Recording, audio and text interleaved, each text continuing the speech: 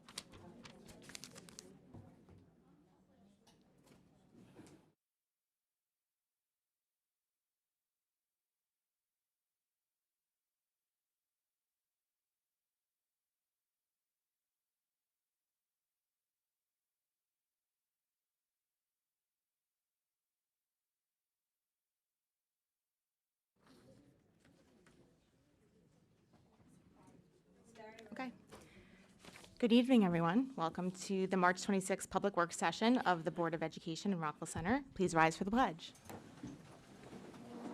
Pledge allegiance to the flag of the United States of America and to the republic for which it stands, one nation, under God, indivisible, with liberty and justice for all. Thank you. Emergency evacuation exits are located on either side in the back of the room. And Mr. Gavin, we have some special students here with us this evening. We do, President Barry. I'd like to introduce Mr. McGuire, who will lead us through our athletic recognitions for the winter season. All right, good evening, everyone. Parents, community members, Board of Education, Mr. Gavin, student athletes, coaches, thank you so much for being here. It's my honor to stand here before you and celebrate our wonderful athletes, coaches, and our teams. Before I get started and introduce our athletes and teams, great news as always. Really, this is our 6th consecutive year being a Scholar Athlete School of Distinction. And our first 2 seasons this year, we are a School of Distinction, which means that every one of our athletic teams has a cumulative average of 90 or better. So again, we had 76% or 119 of our varsity athletes achieving 90% or higher GPA. So congratulations to all our student athletes.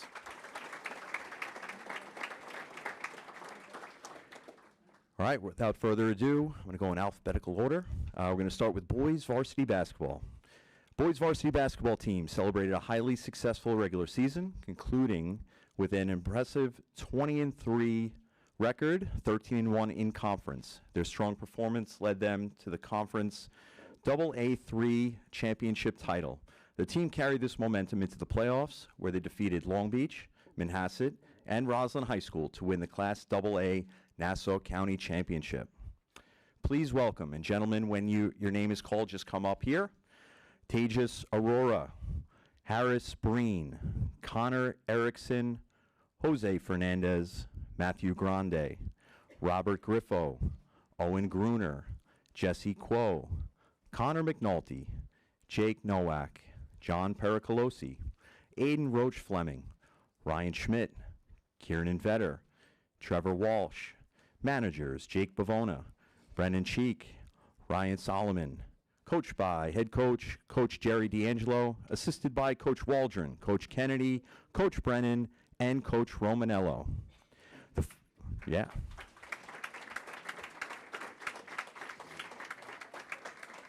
One sec.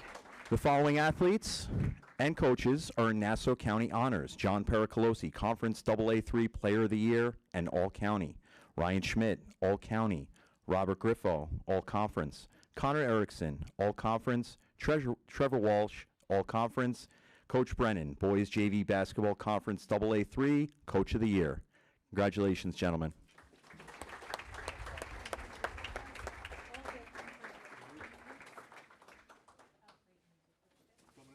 Yeah.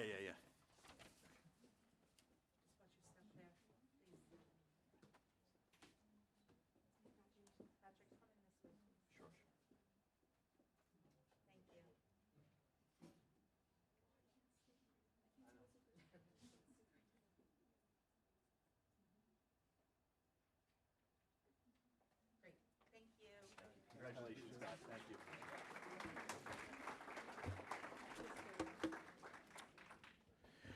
All right, next up, we have girls varsity basketball. Southside girls varsity basketball team had a remarkable season, finishing with an impressive 14-0 record in league play. This outstanding performance earned them the Conference AA3 championship title. The team carried this momentum into the playoffs, where they faced Roslyn in the Class AA quarterfinal round to advance. Their remarkable run culminated in the Class AA semifinal round of the playoffs. Please welcome, and ladies, if you're here, please walk up to the backdrop.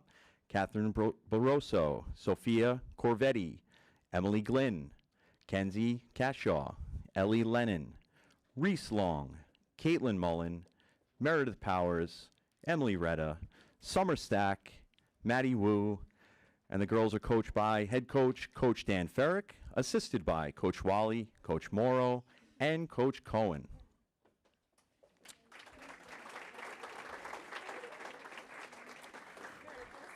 The following athletes and coaches earned Nassau County honors: Ellie Lennon, All-County; Caitlin Mullen, All-County; Reese Long, All-County Honorable Mention; Sophia Corvetti, All-County Honorable Mention; Maddie Wu, Conference Defensive Player of the Year, All-Conference and Scholar Athlete; and Coach Ferrick, Conference AA3 Coach of the Year.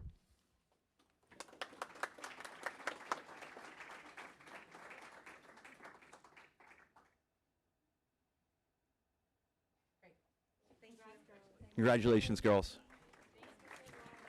Thanks. See you tomorrow. All right, girls varsity gymnastics. The girls varsity gymnastics team had a wonderful season, culminating with a 6th place finish in team champs. That's the gymnastics equivalent to the Nassau County Championship. I'm going to call out the athletes. Unfortunately, they couldn't be here tonight. They had prior engagements, but we had a lot of Nassau County honorees. Bianca Cherry, All-County, beam. Michaela D'Amato, All-County, vault and beam. Mia DeSalvo, All-County, vault, beam, and floor. Ava Jewett, All-County bars. Nina Napoli, All-County bars and beam. Kathleen O'Toole, All-County beam. Juliana Rayo, All-County vault and beam. Sophia Rosa, All-County vault, bars, and floor. The girls varsity gymnastics team is coached by Coach Fry, Coach Erling, and Coach Brancaccio. Congratulations to all our honorees.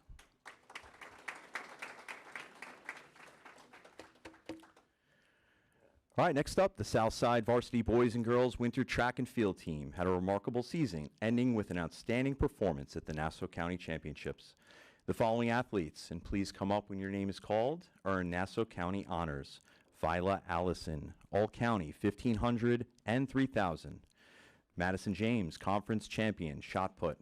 Kanari Mosquita, All-County High Jump. Maeve Naraki, All-County 3,000 meter. Noah Porter, Conference and Nassau County Champion, 55-meter hurdles. Eddie Rodriguez, Conference Champion and Nassau County Champion in the high jump. The boys and girls track and field team is coached by Coach Bosch, Coach Lessick, Coach Webster, and Coach Gregerson. Congratulations, guys.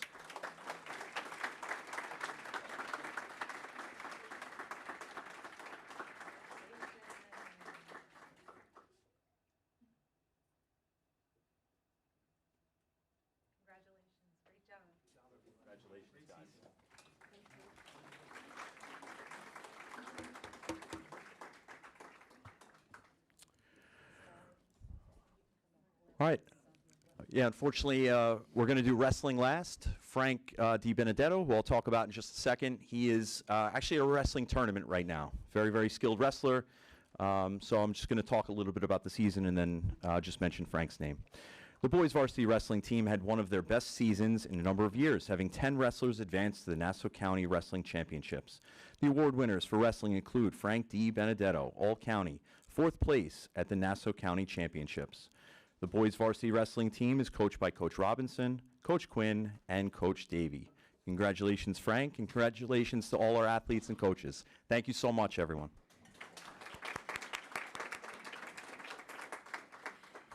Thank you, Mr. McGuire. On behalf of the board, we congratulate all of our student athletes, and I happen to know Frank, and I'm sad he's not here tonight, but very special shout out to him and his family.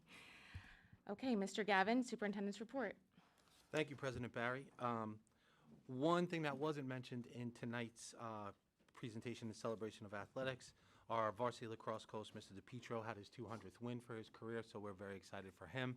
That just happened the other evening. Congratulations, Steve and coach and the boys lacrosse team. Chicago began last night, and it is open to rave reviews. I encourage all of our community to come out and see this wonderful show. I plan on attending tomorrow night's event, and I'm looking forward to it greatly.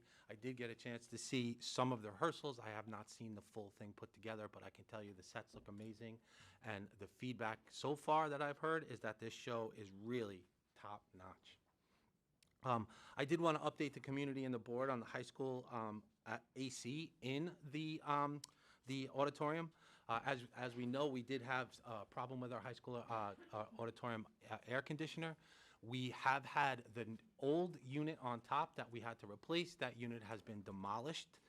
It is up there, and we are ready for delivery of the new unit on April 7th during the break, which has to be delivered by crane. So all the materials are in, and we're on schedule to have that in advance of all of our May and June events. So that is a real credit to Ms. Rehack for working with our architects, to Mr. Scalisi, and of course to Mr. Delamorte here for working to make sure that despite all the fact that we've been doing all this work, the play and literally the show still goes on. So, and we haven't interrupted the show at all, despite all the work that we're doing on the roof directly over the auditorium. So we're really excited about that, and that is my report for the evening. Thank you, Mr. Gavin. On behalf of the board as well, we wish all of our Chicago participants best of luck, and we have heard nothing but positive reviews as well. We look forward to attending. The presentation this evening is our budget presentation. Mr. Gavin? Thank you, President Barry. As I walk through the presentation tonight, the goal of tonight's presentation was to talk about some and follow up on some of the questions and feedback that we've gotten from the community, from board members, and from stakeholders about the presentation we did on March 12th, which talked about proposed staffing reductions. So the goal of our presentation and the goal of our budget is to produce a budget that is, of course, aligned with our mission and demonstrates our shared commitment to supporting outstanding programs for students, and is both fiscally responsible and programmatically sustainable. So that is the goal of our presentation this evening. So I just want to let everyone know where we are in terms of the budget process. We are at March 26th, where we're going to do we're going to take some of the feedback and questions that we've heard from the community and try to provide some answers and responses to those questions, and then ask the board for some feedback on any adjustments that they wish to make prior to going to our preliminary budget hearing on April 16th. On April 16th, the board adopts the budget, and then we have our budget hearing, our formal budget hearing on May 7th, and our annual election is this year on May 19th. So we do face some budgetary challenges this year. The general challenge is our expenses are rising faster than our revenue. With that, we have some structural costs. The way our elementary schools are currently set up, most of our class size policies, we try to, on the elementary level, stay within a policy of about 25 students per class. But the way that we are set up with our small elementaries, we often end up with some inequities, some additional costs based on where the students are residing. So I went over all of those numbers in 2 particular grades last time, but I just want to remind everyone that that's what I'm talking about in terms of structural costs. We also face some declining enrollment. So overall in Rockville Center, we're about 8% down, about 288 students, over from 10 years ago. Parochial and private school has also declined of about 14% of the RVC students over the last 10 years. So that is a challenge that is not unique to Rockville Center. We did mention the last time that there is also declining enrollment overall in Long Island of about roughly 7.33%. So we're a little bit ahead of that. We also wanted to talk about, and we also want to, one of the major cost drivers that we have are the employee health insurance costs, which continue to rise at unsustainable rates.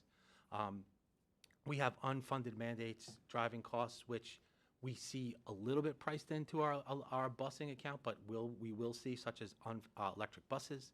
We also have a state aid formula that right now does not adjust for high-cost areas like Long Island.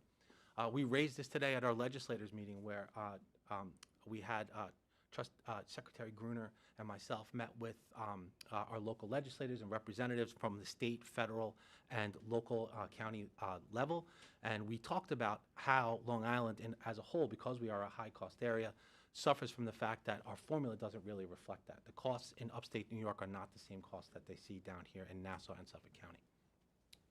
We also feel that the state aid formula does not recognize student need in a consistent way, and it really values wealth ratio in terms of property wealth ratio over inflation.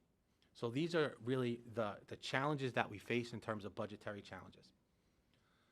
So tonight, we received numerous emails from stakeholders over the past 2 weeks that asked us a series of questions. So tonight, we wanted to make sure that we addressed the questions and try to categorize and provide feedback about how those questions or concerns were brought to us, and then have a dialogue with the board tonight about providing some guidance about where we need to go to prepare our line-by-line budget. So we did have some questions about why the district has not provided a line-by-line budget up until this point. We have not provided a line-by-line budget because as of right now, we have proposals, but we do not have a balanced budget yet to post. So as of this presentation, the administration has made recommendations to balance the budget, and we've heard from the community that they are requesting that line-by-line budget. Once the budget is balanced, we will be providing that line-by-line budget. So we're hoping to propose a series of potential changes to the proposed reductions from last meeting. We're going to do that this evening. We hope to receive some guidance from the Board of Education, and then based on that guidance, we will create the line-by-line budget that balances the budget based on that feedback. We are going to present that budget at a preliminary budget hearing, which is, again, on April 16th. So some of the questions and feedback that we've received as well, we've heard questions and comments about financial audits, including advocating for an audit of central office. So we did want to address that. In fact, each year the district is audited by both an independent internal auditor and an independent external auditor. The following audit reports are given and approved to by the Board of Education each year and posted on our district website. Our audited financial statements are provided along with the external audit report and related corrective action plan if applicable. Our risk assessment audit and related corrective action plan are posted, and our internal audit and related corrective action plans are also posted. It's also important to note that additionally, every check that is drawn for the district is audited by the district's independent claims auditor. The district also undergoes an audit by the New York State Comptroller's Office every 5 years. This report and related corrective action plan is available on the district website. So one of the things that we're proposing for consideration to the board this evening is to use our current audit procedures to address some of the feedback and concerns about auditing central office. So what we wanted to do was use our current audit procedures to audit the administrative component of the 26 and 27 budget next year, so that we can have this proposal that I would bring to the audit committee, which in this case is the entirety of the board. The entirety of the board here in Rockville Center serve on the audit committee. So in terms of like what the audits look like, they're all available online, and anyone can go see what those audit reports are, what the recommendations were, and what our corrective action plans have been. And again, all of those auditors are independent auditors. We've also heard some questions and concerns about integrated co-teaching at the elementary level. I just want to point out that we currently don't run full-day co-teaching in every grade in every elementary building. The only co-teaching sections that run in every building in every grade right now on the elementary level happen to be in 5th grade. One of the concerns we had was people were worried about the reductions in special education not being able to provide integrated co-teaching at all the different buildings. And there was some concerns about incoming kindergarten in specific. So I wanted to let the board know that if we were going to put integrated co-teaching in all buildings for incoming kindergarten, the district would need an additional 3 special education positions put back into the budget. It's also important to note that right now our projections for incoming K in terms of students that might require, now of course this number can fluctuate because it's still very early, would be 12 total students in the 5 buildings. And they're split up pretty evenly between 2, 1, and 3. Numbers of 2, 1, and 3 depending on which building they're in. We've also heard some questions and concerns about the potential reduction of teacher assistants to support small group instruction. We recognize that, of course, there's an impact on small group instruction when you have less people. The current proposed reductions do support small group instruction for small group reading and math at the elementary level. That's why we have recommended that each building have at least 2, if not 3 TAs that are assigned to support that small group instruction.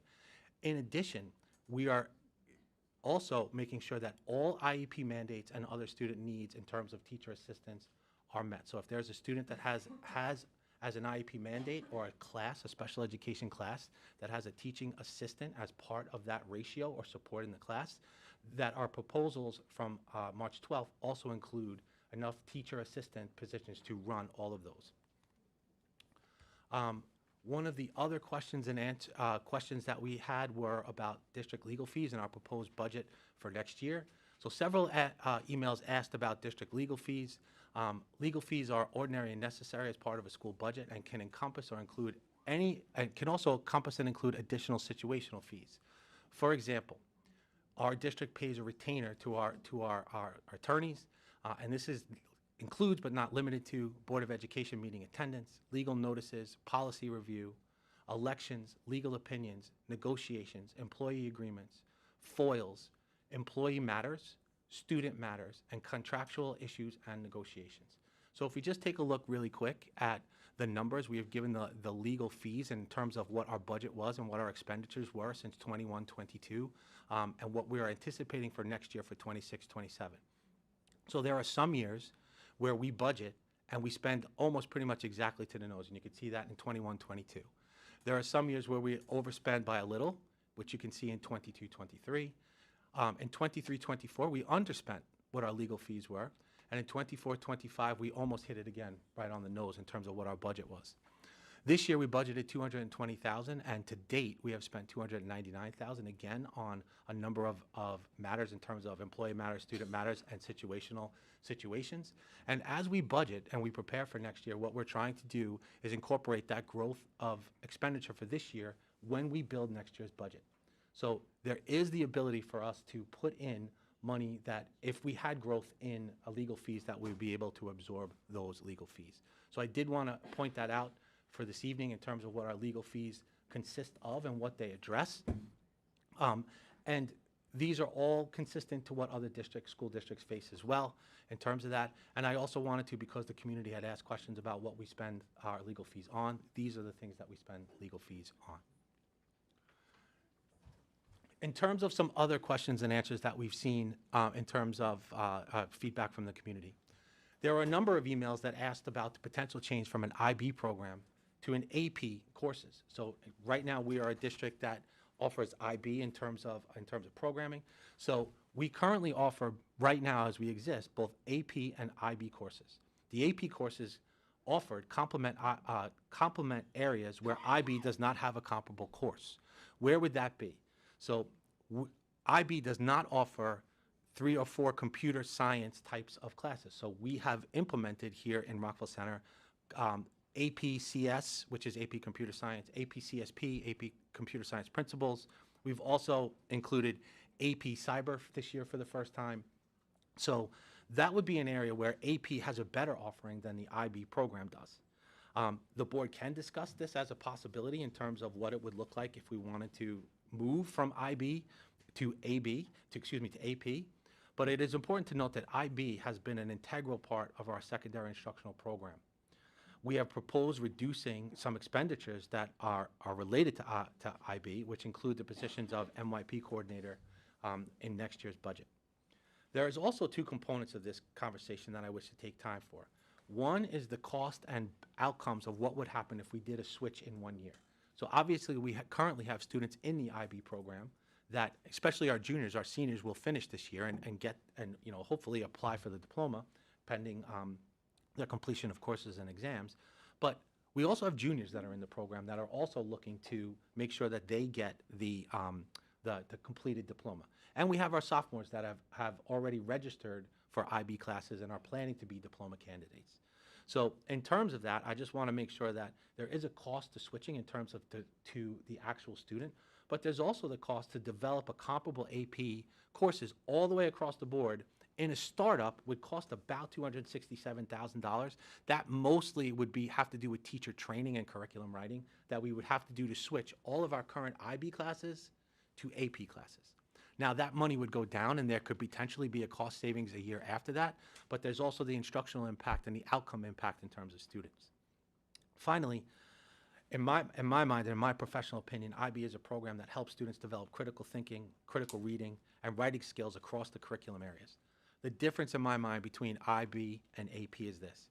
IB is a program that fosters student thinking by integrating different concepts from different disciplines and giving students opportunities to make those connections. So what does the system look like in biology that might have a similarity in terms of science, in terms of engineering? So to me, AP, the thing that AP doesn't do, and nor does it claim that it does, is they are all courses that are distinct units of study that do not intentionally connect concepts between course offerings. So in terms of what our instructional recommendation is for this particular moment, I did want to address for the community that there is a potential cost savings that down the road if we ever decided to make this switch, but there is also a startup cost that we would have to incur to make that change, and there would also need to be a phase-in to make sure that our students didn't suffer, students that were involved in the program didn't suffer the ability not to be able to complete the program. We also had some questions about the synagogue lease. So right now, we lease 2 rooms at the synagogue next to Wilson to make sure that back at, a few years back, we had a population bubble that went through Wilson, where we went from 3 classes to 4 classes on most grade levels. When we did that, the building could not absorb the classroom sizes, so we needed to, this is preceding, this is going back at least 5 or 6 years. They could not offer art and music except on a cart. So one of the things the district did was lease 2 rooms at the synagogue to provide, which is relatively close. If you know anything about Wilson, there's a walk across the parking lot and you can walk right in, and it's very relatively close. There were some concerns from some of the Wilson parents about whether or not this would turn into art on a cart or music on a cart, where we would have to have teachers on a cart going to individual classrooms. You know, we spoke with Mr. Duffy, and I just want to make sure that everyone knows that both programs will have dedicated rooms for next year. And in fact, they will have dedicated rooms that were the rooms previous to the need for us to lease the synagogue.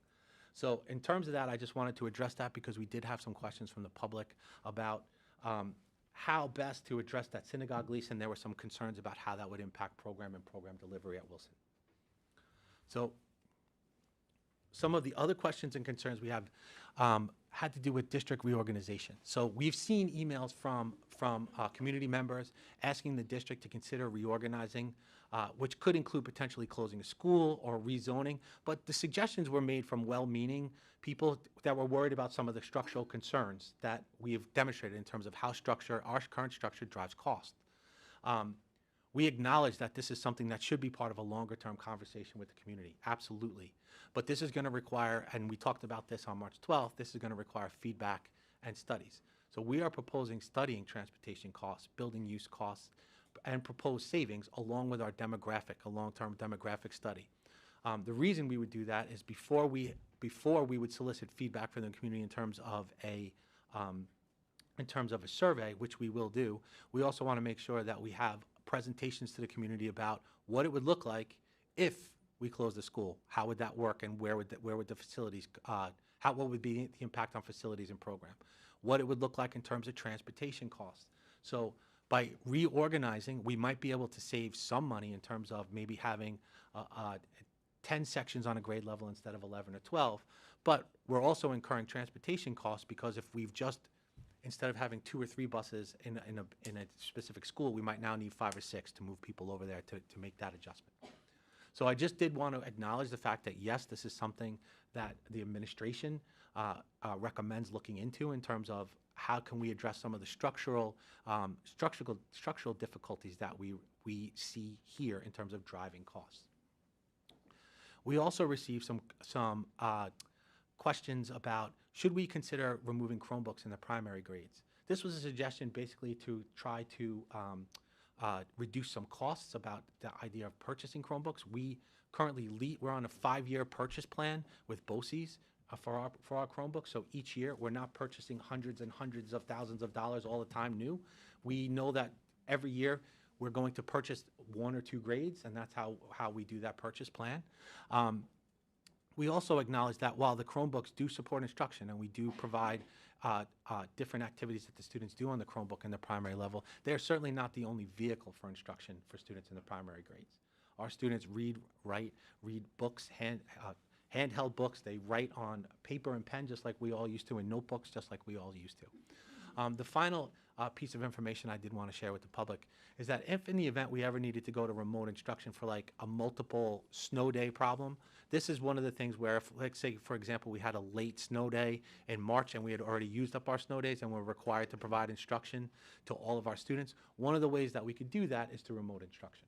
So I'm not talking about long-term closures or anything else like that. I'm just talking about in the event that there was a weather emergency for a few days and we happened to have already used our snow days, we had a particularly bad winter, we would need to go to remote instruction in order to make sure that we qualify for state aid.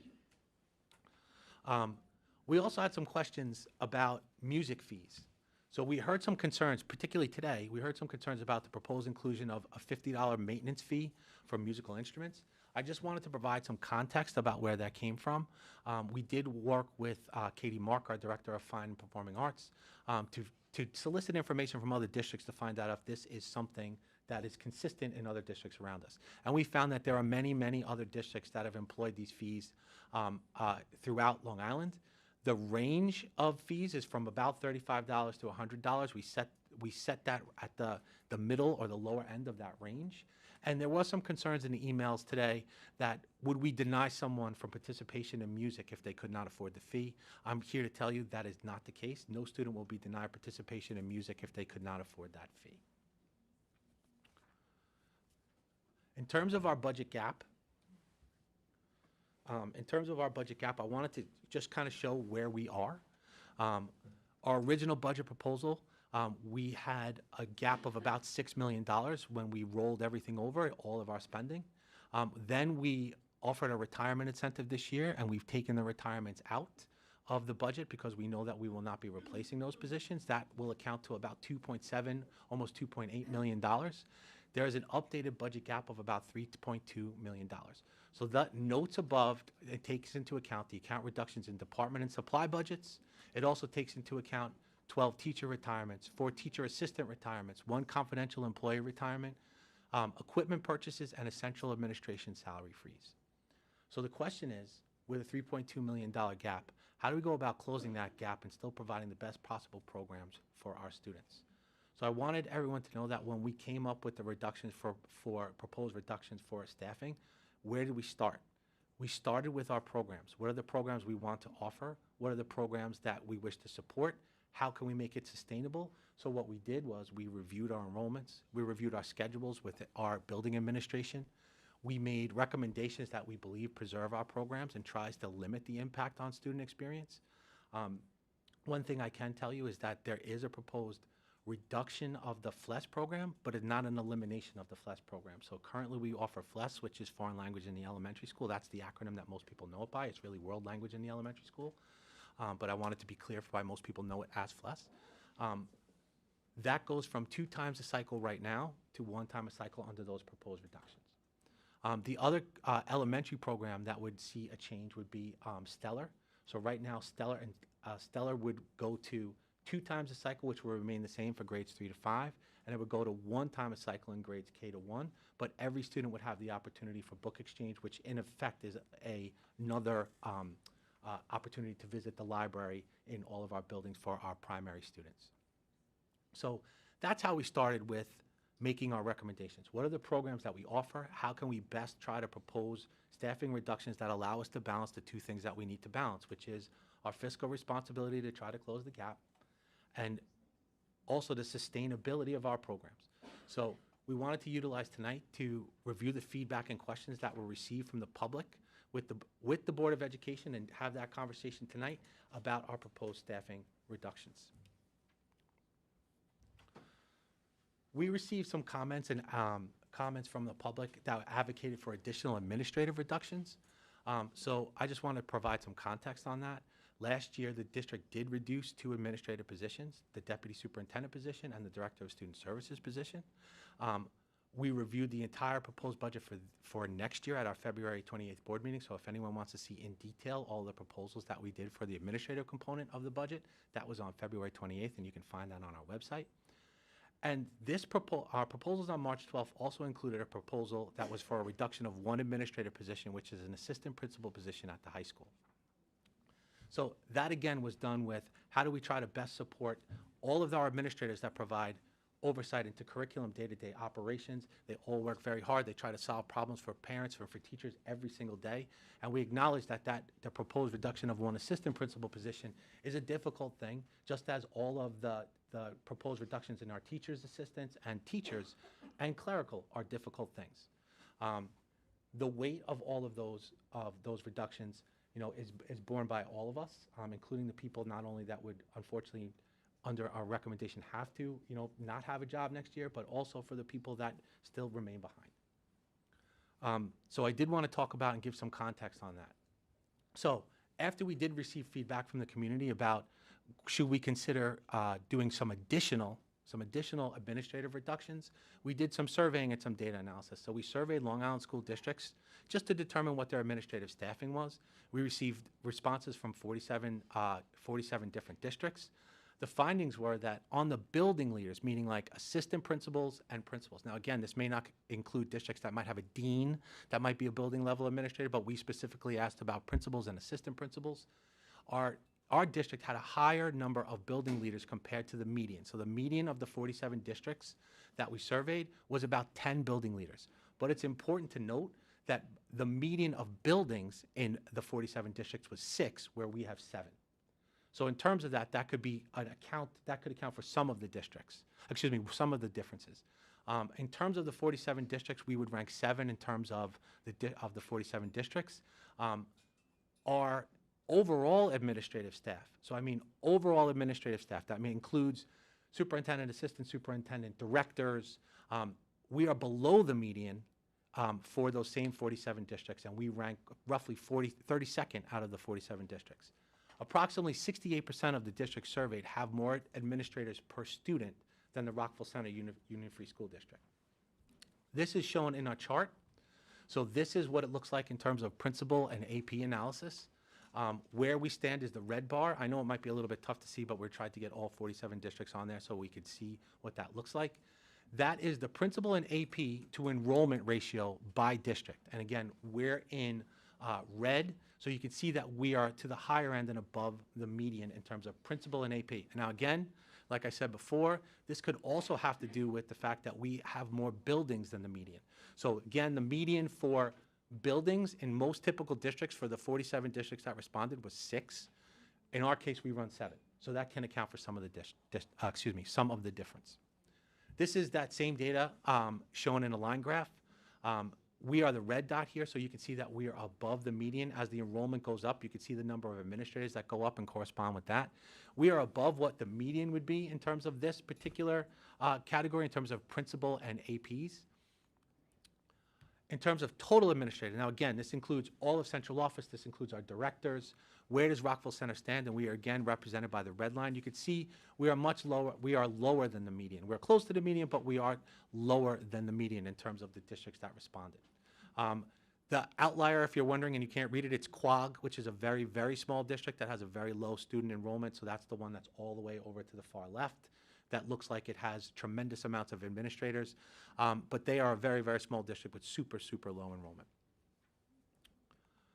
In terms of, again, total administrative analysis, I just want to show that, again, our red dot is below the median. When you constitute the total number of administrators, we are lower than the median in terms of the 47 districts that were able to respond. So we have had some questions and answers about reducing an assistant principal at the high school. We propose reducing an assistant principal at the high school, and based on our data and survey, which again occurred after we've received this feedback from the community, we do propose reducing an assistant principal position at the high school. The data, we believe, supports this recommendation.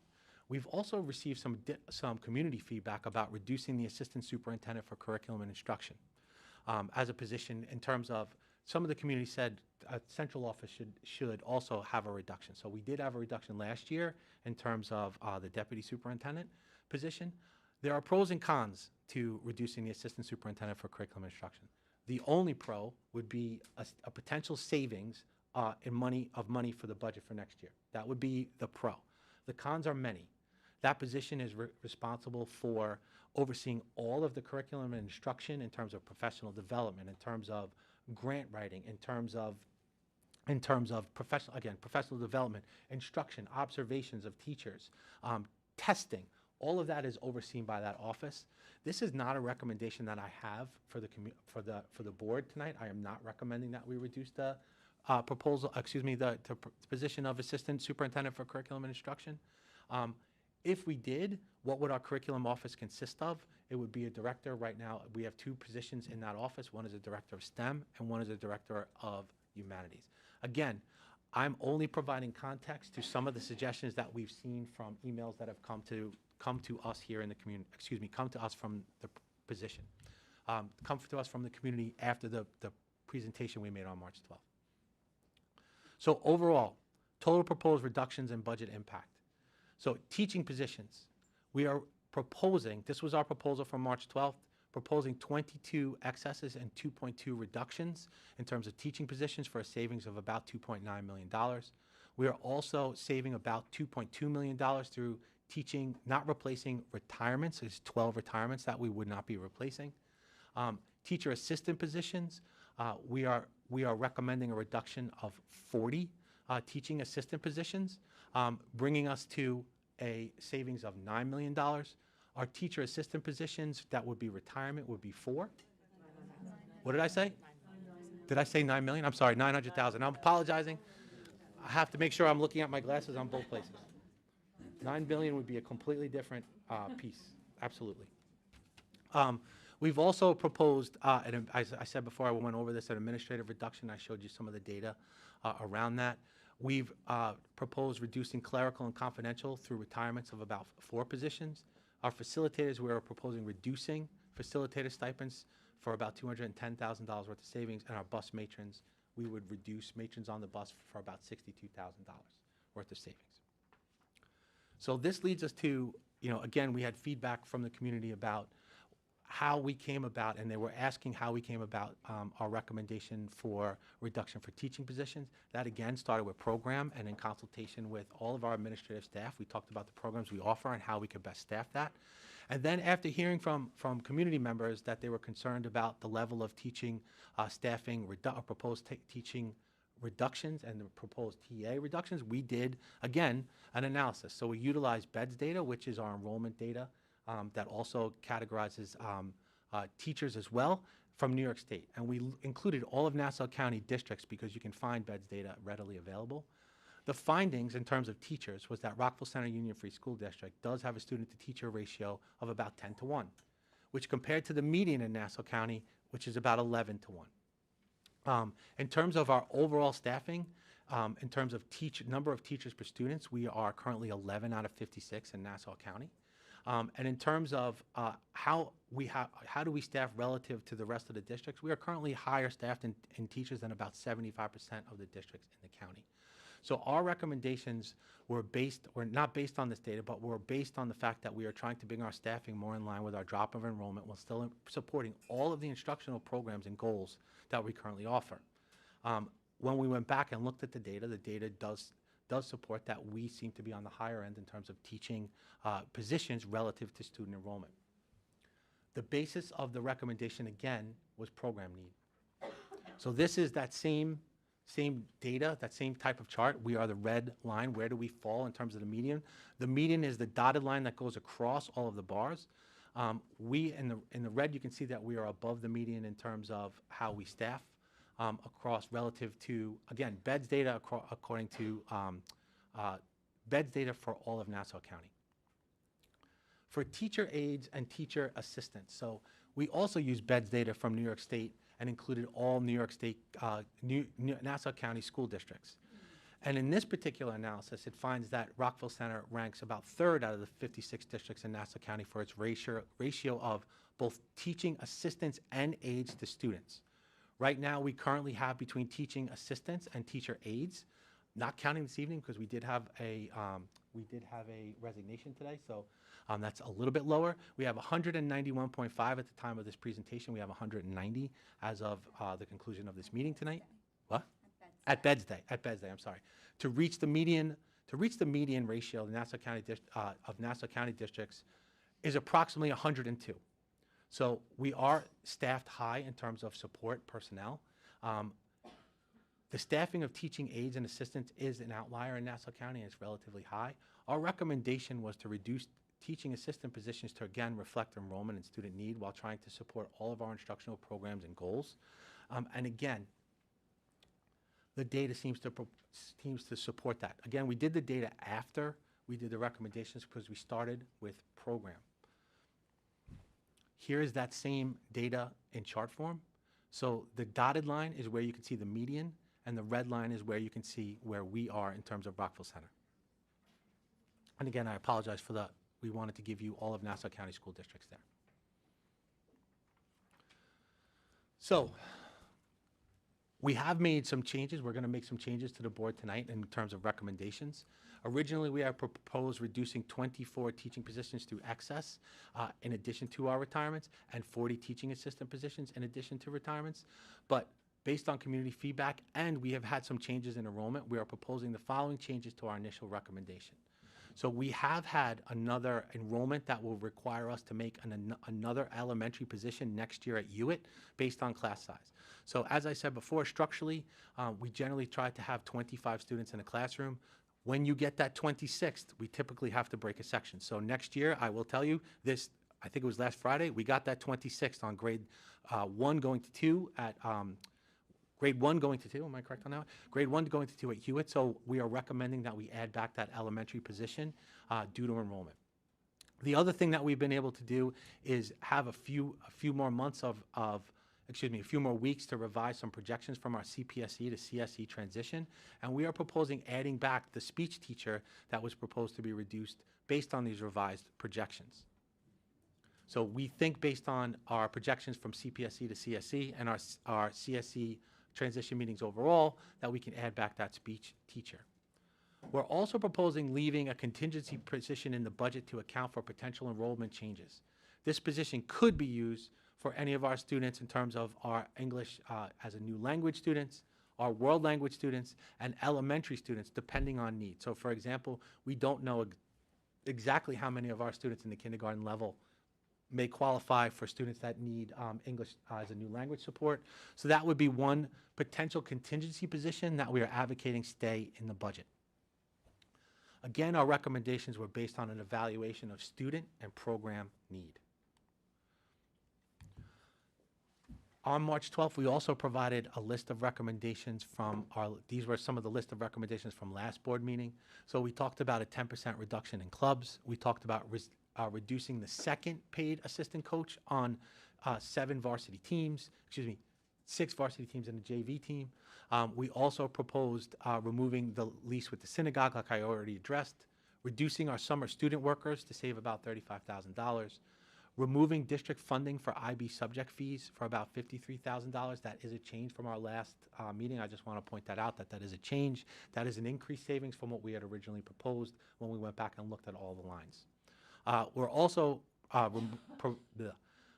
proposing removing some funding for Ashokan. Currently, the district subsidizes the cost for Ashokan. And again, like we talked about, the maintenance fee for music, and then reducing some additional field trips and funding for field trips for next year. I'll turn it over to Ms. Rehack now, who will lead us through some of the tax cap and fund balance analysis. Thank you. So as we went over both in January and February, our tax levy limit is currently at 2.06%. That's an increase of roughly 2.25 million.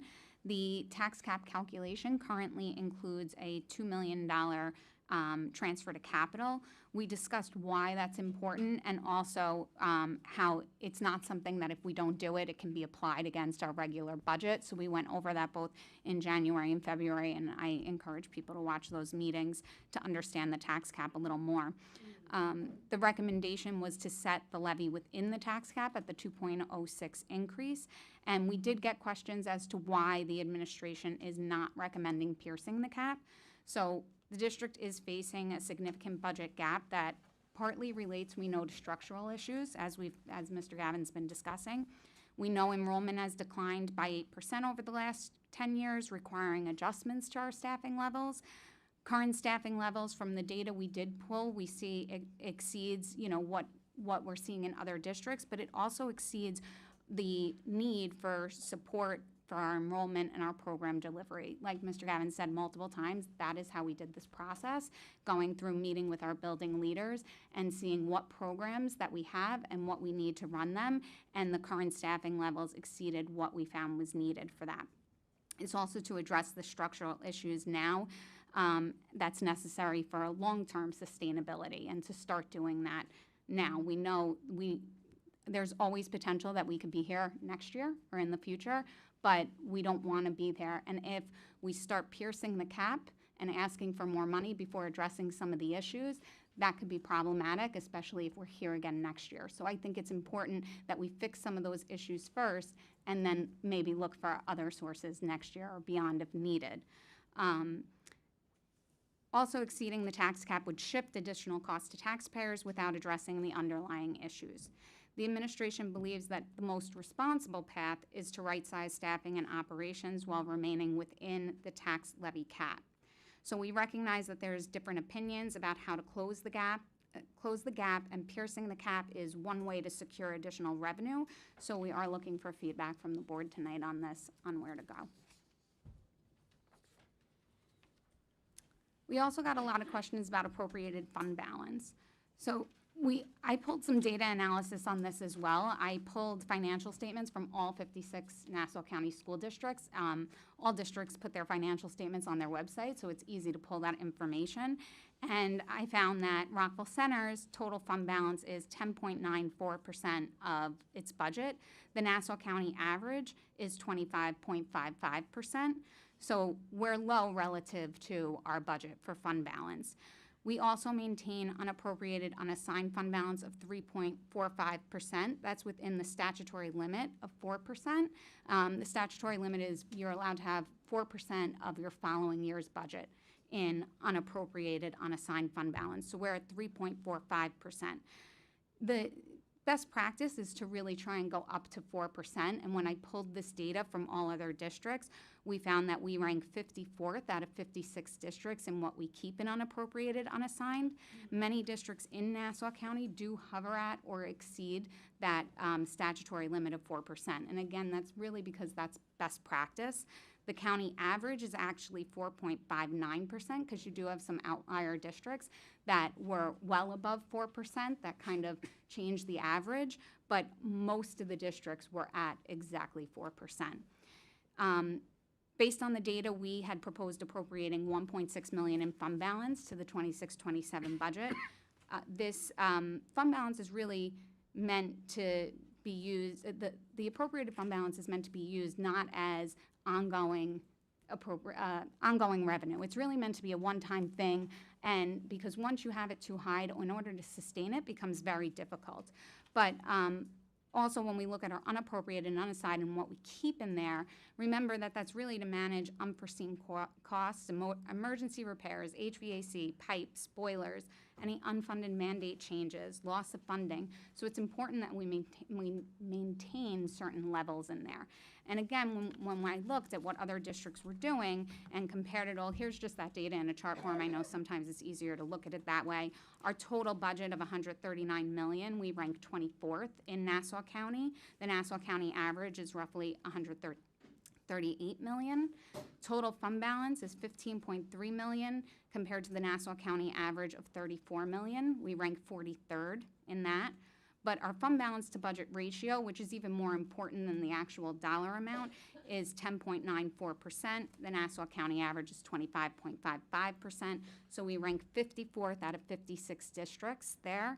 And our unappropriated fund balance is 3.45% compared to that 4.59 Nassau County average.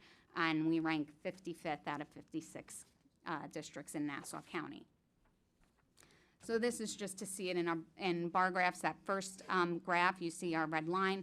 We're pretty much right in the middle and right at the county average with our total budget, but our fund balance, we're right at the bottom there with where our fund balance is. So our fund balance levels are low relative to other districts and industry standard. Again, this is the same as what I've already gone over us compared to the Nassau County average. So we propose to appropriate $1.6 million to the budget next year. The $1.6 million appropriation aligns with the district's projected operating results for the current year. Appropriating more than our current year's projected surplus would require us spending down existing district unappropriated fund balance, or savings, which is exactly what you saw where we were in the county. So I'd be a little nervous to start doing that and bringing it down further. By suggesting to appropriate $1.6 million, I'm not suggesting to start building fund balance or building reserves. That's really to maintain where we are right now, because that's what I'm comfortable projecting I'll have left over at the end of the year. Right now it is a projection, and fund balance changes from month to month, and so by June that could change. It may go down, it may go up, it could go in either direction. If there's extra money left over, yes, I'd put it in unappropriated or reserves. If it's lower, we may have to use some reserves are unappropriated to fund the 1.6 million once I've promised it to next year. So it is tight, but I'm comfortable with that number right now. So as our fund balance currently exists, we are well below the county average. The goal, like I said, is to support next year's budget while maintaining our current levels. Our proposed appropriation is aligned with best practices and better supports continued fiscal sustainability. The data analysis also supports the recommendation. But of course, this is something the board can look at and appropriate more if that's what they would like us to do. So we will need feedback from the board on this recommendation. Give it back to Mr. Gavin just to go over the summary. So to recap, this is still a summary of our proposed reductions. Again, from March 12th, the proposed reductions will be 24.2 in terms of accessing 22, in terms of reduction will be 2.2. If the board adopts or gives us direction that they are comfortable with the addition of those 3 positions that I mentioned in the earlier slide, that number would come down to 19 accessing in terms of 19 positions that would be accessed. In terms of retirements, it's still at 12. Our teacher assistant positions right now are at 40. Our teacher assistant positions due to retirement would be at 4, and our administrative positions are recommended at 1, with clerical and confidential positions at 4, and our facilitator stipends and bus matrons reductions you can see are up there as well. This again is that summary of costs that we talked about both on March 12th and again this evening in terms of a reduction of 10% in clubs, reducing the second assistant paid coach, removing the least with the synagogue, removing the, reducing the summer student workers, removing our district funding for IB subject fees, and again, removing funding for Ashokin, some field trips, and implementing a music instrument maintenance fee. As we try to determine a path forward, we're based on tonight's feedback. Our next meeting is April 16th, which will be our preliminary budget hearing. Based on our feedback tonight, we will make adjustments and prepare a line-by-line budget for the board vote for next meeting. We are hoping to adopt the budget on April 16th. We need to adopt the budget on April 16th, so that it's beyond hope. We need to actually adopt that budget on April 16th. So we're looking for some feedback and guidance from the board on the presentation tonight, the proposed additions, and any other ideas in terms of fund balance, piercing the cap, or any other concerns or comments that the board wishes to share. Comments or questions from the board? Yes, thank you. I'll get us started. My comments, questions in 3 categories: tax cap, curriculum, special ed. Since the 2% tax cap was signed into law in 2012, this district has never put forth a budget that pierces the cap. We might have seen in Newsday on the cover last week, several Nassau County districts are asking taxpayers for a higher tax increase that's above the cap. I am opposed to presenting our residents a budget that would pierce the cap. The tax cap is a guardrail. It forces districts to ensure that our spending is careful, it's thoughtful, and it is aligned with our current needs. I have said for years in this position that we have to do more with less. We are already asking our teachers, our staff, our administrators to do more with less. But under the tax cap and considering the enrollment, we need to right size for our current situation. So I just want to be clear, I'm not in favor of piercing the tax cap, but I'm not in favor of cutting programs either. So with the exception of the modifications to world language at the elementary school, and the stellar modifications, we're not cutting programs. We can say that. We're not eliminating any programs. The only issue we may have is running electives based on low enrollment. So that's still, we're still in the scheduling process. So those aren't programs, but if we have a class that's an our portfolio class that might have only 4 or 5 students, we would have to obviously take a look at that in terms of enrollment. But that's something that we do every year when we make those decisions. In terms of staffing reductions, specifically in the area of special education, I know from the SEP meeting on Tuesday night, the special education community is feeling the weight of these reductions. There's fear, there's frustration for students in special class programs. In my mind, we used to call them core, rise, pathways. Now we call them by their student to teacher to aide ratios, so they're more numbered. Can you tell us now the special classes that we run, the special classes that we intend to run next year, and if you are proposing any changes to these ratios, to these staffing numbers in light of these staffing reductions? Certainly. In the district, the elementary level, we currently run 3 812 classes and 2 1212 classes. Can you just explain what Yes. those numbers mean? That means it's a special class where all students within the class have an IEP, and there are no more than 8 students in an 812 ratio to 1 special education teacher to 2 classroom assistants. So we currently run 3 of those at the elementary level, and I'm proposing an additional section based on our student needs. We currently run 2 1212 sections at the elementary level, and those will continue. In the middle school, we run an 812 section, a 1212 section, and a 15-1 section. And so those will sustain. Based on our student needs, those classes will continue. At the high school level, we run a 15-1 section that's departmentalized, so it's based on our students, but we offer it in the necessary subject areas. Those sections will continue, and we run a 1212 program. We run 2 sections, and that will continue. Okay, and how stable are these programs, and what's the process for building and housing these particular special classes? Sure. So I'll start with the 15-1 program. We'll start with that. That is a very stable and growing program. The departmentalization of it has been very beneficial for our students in helping them achieve their diploma. And so we look at our students, our needs, and based on how they're making progress towards their goal, look at what the committee proposes to recommend for our students and build sections from there. And so we're well within our class limits, but not needing to grow at this point. We have what is appropriate for our students because, of course, we believe in the least restrictive. For our 1212 program, that's something that we're seeing a shift. I think that formerly in the community that was called our core program. We have elementary, middle, and high school sections, but we're noticing that there is more of a need for an 812 model for our students, and so that's something where I have more sections at the elementary level, and I see them growing up and into needing more sections as we move forward at the middle and high school level, where I do not currently have an 812 because we don't have students that require that at the high school level. As our children age up, that program will grow more sections within the middle and eventually graduate our students into, from middle to high school, needing sections of that at the high school. And these decisions are made for individual families at the CSE level? Correct, in collaboration with our families, with the data our teachers collect, our CSE chair people, so we work collaboratively, look at our children and determine these recommendations through the committee.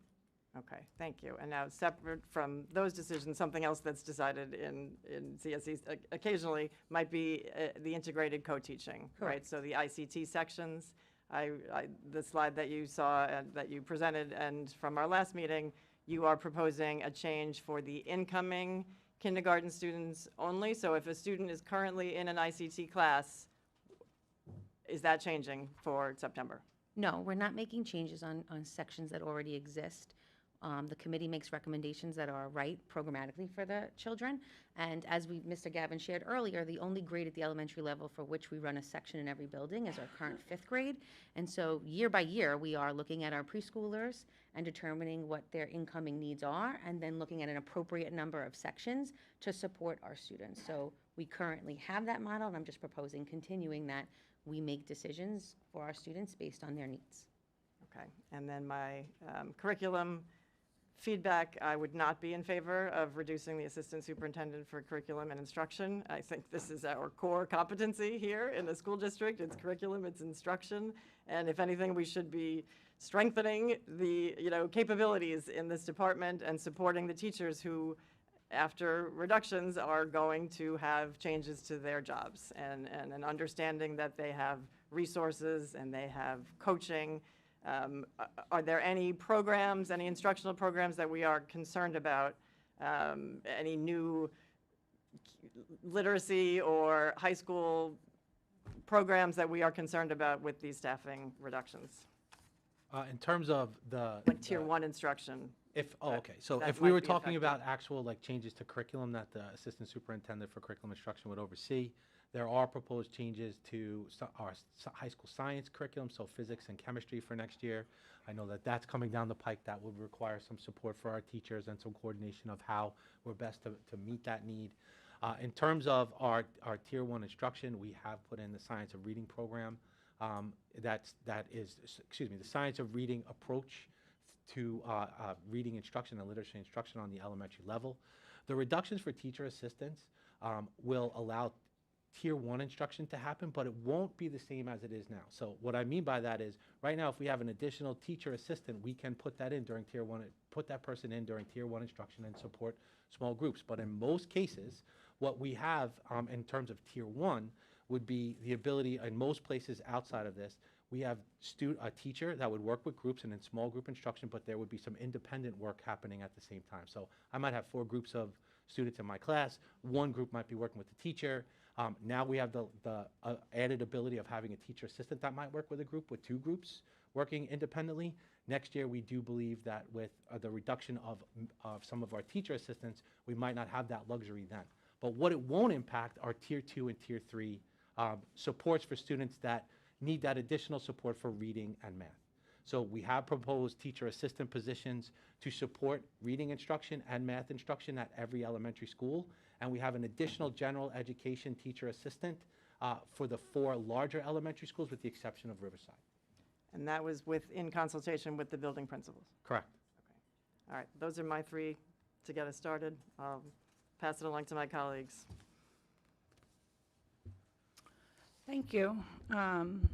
Actually, I have some questions on the presentation, but I just wanted to start with a couple other things.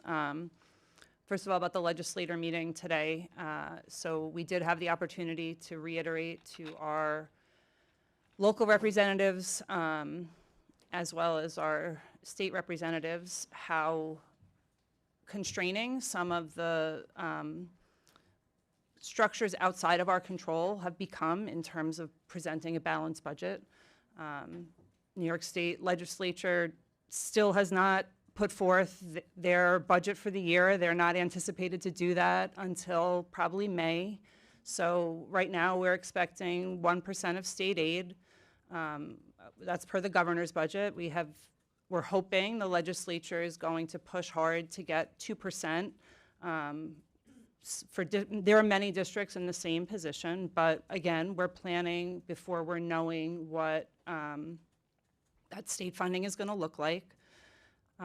Either way, we're not talking about drastic increase in dollars. The difference between 1% and 2% for Rockville Center is what, 140, 120, okay? I said early in this process, the New York State formula is designed to siphon money from districts that they deem better able to support their own costs and move it to districts that are less able to support their own costs. However you feel about that is your own decision, right? But the reality is the state funding formula really expects a district like Rockville Center to shoulder a large burden of the costs as they're increasing.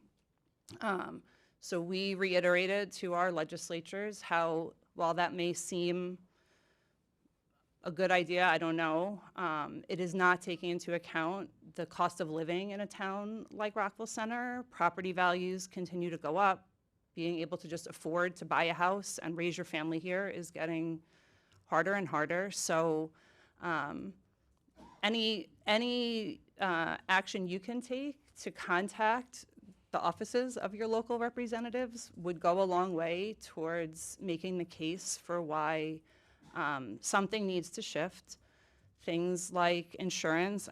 I know people keep asking how we got here, and I think it's a very valid question.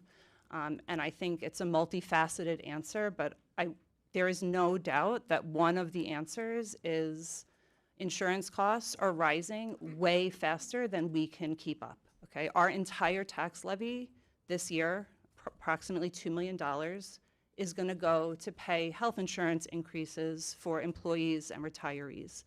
And that's not to say they don't deserve health insurance. Is in the system that we're in, okay? Teachers are not fairly compensated either. Their salary increase is not allowing them to live in these environments. Their insurance is one of the ways that their smaller salary increase is offset in their daily lives. So no one is suggesting that we shouldn't provide that insurance help. It's just, it's impossible if we can only incrementally increase 2% at a time, and our costs are rising 10% at a time.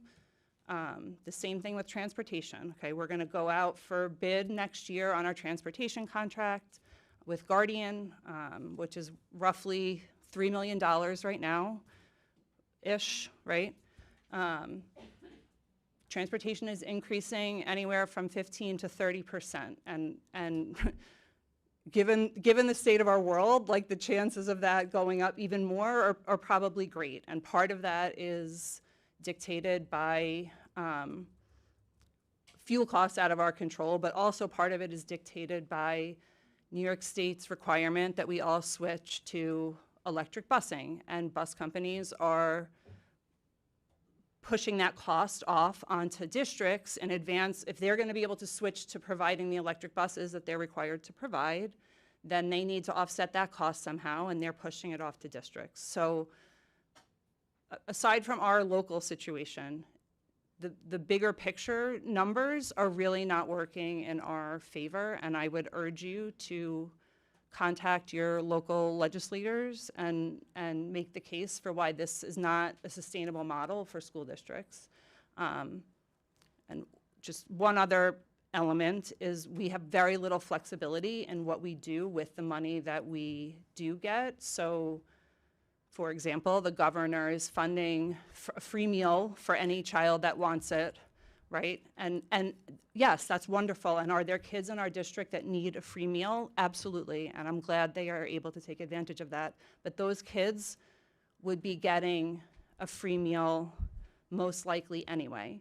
And so do our students really need a free meal, or would that money be better put in our discretion to spend on TAs or something that could make a bigger difference for our own needs and our own community? So those are my just outside of our district comments for what they're worth. I did want to just probably bore everyone to death, but I wanted to ask a few questions about the budget process, or make a few points maybe together about the budget process.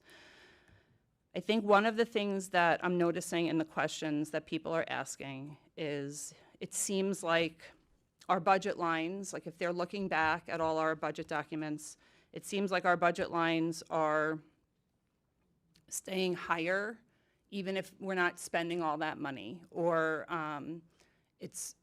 people are looking at like, oh, well, we only spent this a couple years ago, but yet we're continuing to budget significantly more for supplies or what have you. Can you just quickly explain like why those numbers end up staying how they are and how the line by line process works, and then what happens to those funds when they are not utilized year over year? So all the lines on the budget are really based on what we know today, what projections we have today, what assumptions we're making for the following year. So it depends on the line item. For example, if it's supplies, we may look at what we've currently spent, add an increase for inflation or something like that, or the department, the head of the department or the building leader may know I need more supplies in this. So I'm going to add this because I know I actually have to increase. So they'll increase their budget. If we're talking about tuitions, we look at how many students we project to have, what we know today, plus we always build in some contingencies. And we do that, we do the same thing with sections. We know our enrollment today, so we look at sections and we staff our enrollment appropriately for our classrooms, but we can get more enrollment over the summer. So as we talked about, like a building like Hewitt, where they always run close to 25, they could easily break a section. So we usually have contingencies in there for another teacher in case we need to add a class come summertime before September starts.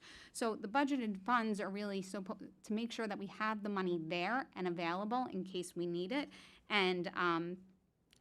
And then if we don't end up using it, a lot of times money is transferred throughout the year to other places where we may need it. So for example, on some of our benefits, like health insurance, we've been under budget. On some of our tuitions, we've been under budget, or services, over budget. So if we're over budget, we take the funds available in another line and transfer it over. And those transfers usually go through, the board will see those transfers as well and sign off on them and know where the budgeted funds are moving throughout the year. At the end of the year, anything that's left over ends up going into fund balance. And then when it goes into fund balance, like I said, we've been appropriating every year, so a piece of that will get appropriated to the following year's budget. So it actually, in essence, it goes back against the next year's budget so that we're not increasing taxes or doing something like that. The district actually, by looking at the fund balance projections and what has been done and where we stand relative to other districts, it actually reflects that we spend very close to our budget and we retain very little. So, which is great for taxpayers and, to show that we're not, saving money and building up reserves and everything else.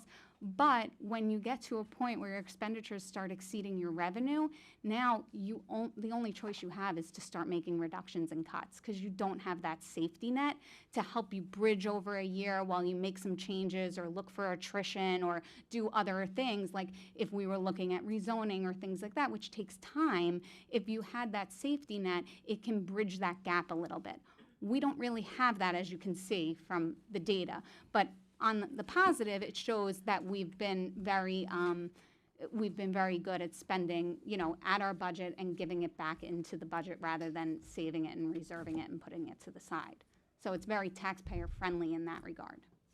Right, and so it's part of it is a strategy shift that has to happen, right? So for years we were able to appropriate $2.8 million, which means we had effectively $2.8 million in surplus, and we were building an operating budget based on the idea that we were going to be able to sustain this $2.8 million surplus to help us fund teacher salaries and health insurance increases, and all of that was dependent on having that year over year, right? And so part of the reason for going down to the 1.6 is that we have to make our operating budget more closely match what we project the future is going to be in terms of operating at a surplus. Fair? Yes, I'll clarify a little bit. So you have to have the 2.8 million in surplus to appropriate to next year. So when we were sitting here last year, we didn't have 2.8 million, and we knew that from doing our projections, so we reduced it last year. But when you start reducing what you're appropriating, remember, appropriated fund balance becomes a part of your revenue.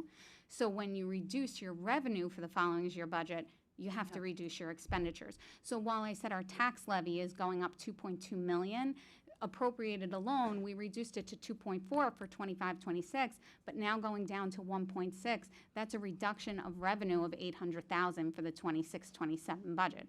So while tax levy may go up 2.2, I have a reduction of appropriated fund balance of $800,000. So it impacts what you depend on for a surplus impacts the following year. So you always have to keep looking out and make sure that whatever you're appropriating is sustainable. So, and I know in previous presentations I went into a little more detail on that and how that works, which I encourage people to watch them, but because I know that can also be difficult to understand. But if you think of fund balance, like it's at the end of the year, what you have left over, it's your savings account, and then we're taking that and putting it towards using your savings to be your revenue to pay for your expenses in the next year. But as you have less savings each year, you're generating less, there's less to use towards those expenses in the next year. But just, I know it keeps coming up that their financial reports are not available. Like, there's attached to our agenda tonight are all of our financial reports, including our cash flow statement, including our transfer to funds. Like, it shows all the transfers that have been happening with a reason why they've been happening.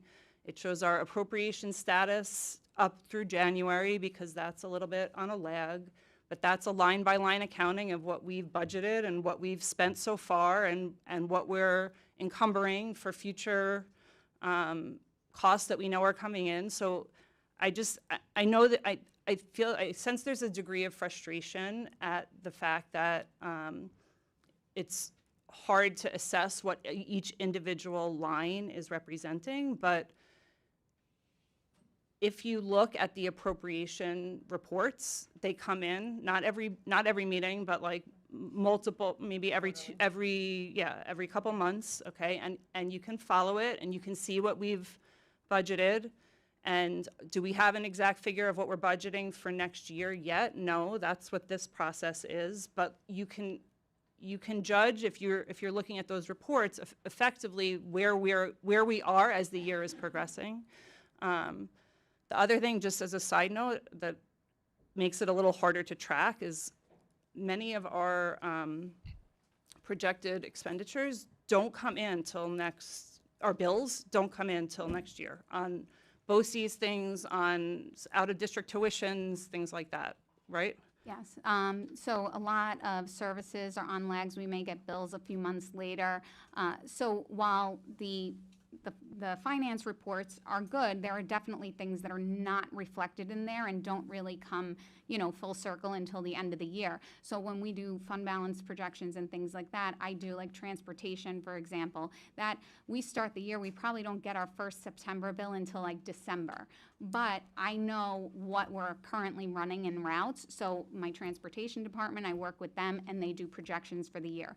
They update them every month as things change. We get new routes. We have new students come in that get transportation that just move in. They're entitled to it. Sometimes people move out and they come off, so that there's constantly changes throughout it. But our bills, because they're on such months lag, we have to use side projections for that. So I get projections and then I take what's in the accounting software and I update it based on the projection I have on the side. Transportation is a good example of that. Also, a lot of our special education contracted services, tuitions, charter school tuition, a lot of those things get billed on big lags. BOCES is the same thing. While we get a BOCES bill, it's on a 1-month lag, so we get a bill every month. Not everything makes it onto the bill. So there are certain things that I know we have, and we're 6 months in and it hasn't been reflected on the bill yet. So BOCES is another one. We do a projection on the side so that I can accurately figure out what fund balance is. So it's not perfect in the accounting software because you just don't have the bills yet, and we don't update all the POs and everything else based on spreadsheets we have on the side. They get updated as you get invoices or you're going to be invoiced for them. One more, just budget question. I know you've talked about this before, but I'm going to ask you to talk about it one more time. The ERS and TRS reserves. Well, first of all, there are lines in our budget, right, that increase every year. How are those ERS and TRS, like the increases to ERS and TRS, how are they calculated? So we do get projections of rates for ERS and TRS. So we take our salaries that we project for the following year and we apply the rates to them, and then that's how we budget.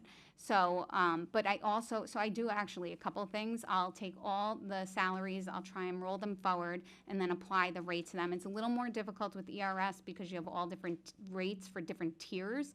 For TRS, it's pretty much one rate across the board, so it's much easier. And then I'll also to compare it to what we actually get billed, because that gets reduced for employee contributions.